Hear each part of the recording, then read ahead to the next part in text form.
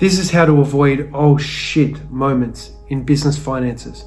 You shouldn't be waking up one morning realizing that your Stripe payout is gone, your tax money isn't set aside, and you've got no money left to pay your contractor or employee. And that happens all the time in online business, not because people are stupid, but because they don't have the right tools and systems, and especially habits in place. So let's fix that now. So this is what I call your financial stack. Use Xero or QuickBooks for bookkeeping. Why? Because they automatically sync with bank feeds, categorize your expenses, and keep you audit ready. For receipt management, you can use tools like HubDoc, Dext, or even Xero's built-in tools. You see, Xero is a really comprehensive platform that can do pretty much anything bookkeeping related.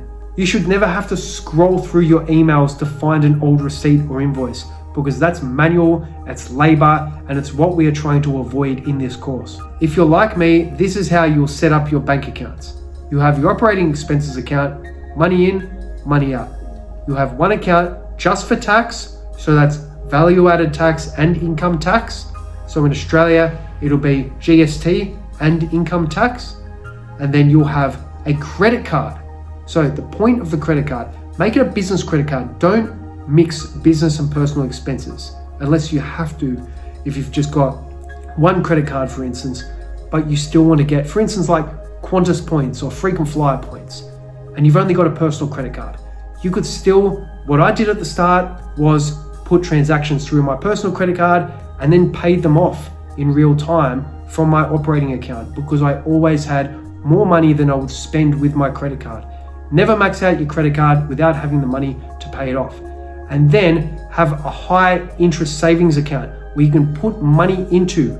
If you have an excess amount of money in your operating account, you can put some of that money into a high interest yielding savings account. And then visualize your cash flow by using either an Excel or Google Sheet, or even if you know how to interpret your income statement on Xero or QuickBooks, for instance, use that. Or even something that I recommend that I still use is a big whiteboard. Because if you can visualize, like sometimes I have financials on there, sometimes I have pipeline on there with clients in different stages, because you get up in the morning, you see it, and it's visual. It's a visual reminder, and it doesn't hurt to have it digitally and in hard copy as well. So there are some surprises that kill momentum, but can be prevented if you know your financials. The first one is annual software renewals as a lump sum.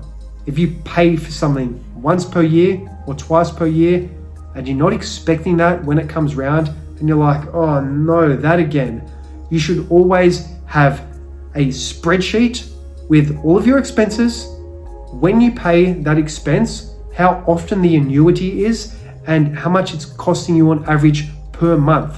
So then you can account for it on a monthly basis as well. Another surprise is quarterly business activity statements if you're in Australia, or tax installments. That's why I always suggest to have a separate tax account. Inconsistent payouts from Stripe or PayPal, for instance, and especially unpaid invoices from slow clients. And don't forget empathy. You never know which situation your client is in, so never be rude to them or confront them in a way that is going to come off as aggressive for them not having paid on time, because that may deter them from renewing it all. So you always want to treat them with respect, empathize their situation, and ask them whether they want any changes or whether they are interested in upgrading to another service, or offer them something. And that's going to bring your service back to the top of their mind. And then they might either think, oh, I haven't paid the invoice yet, or then you could just drop a gentle reminder. Oh, by the way, did you receive that invoice I sent the other week? Set calendar reminders for everything, because it's so easy to miss one thing if it's not documented or put as a reminder in your calendar. And always keep a buffer of 1 to 2 months of expenses in your account. Put that into a separate savings account. Don't keep it in your operating account. Put it in a high interest yielding account so that you actually make money on it. And here are a few financial stats to keep in mind.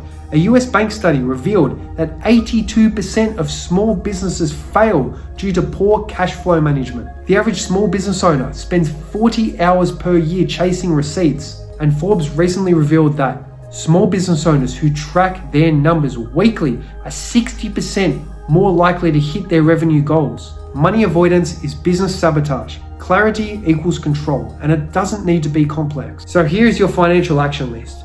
1. Choose and set up your accounting tool. 2. Set up at least 3 bank accounts. 3. Set up monthly finance review rituals. 4. Forecast your cash flow quarterly. And 5. Build a small buffer and you'll sleep a lot better. Remember, you can't grow what you don't track.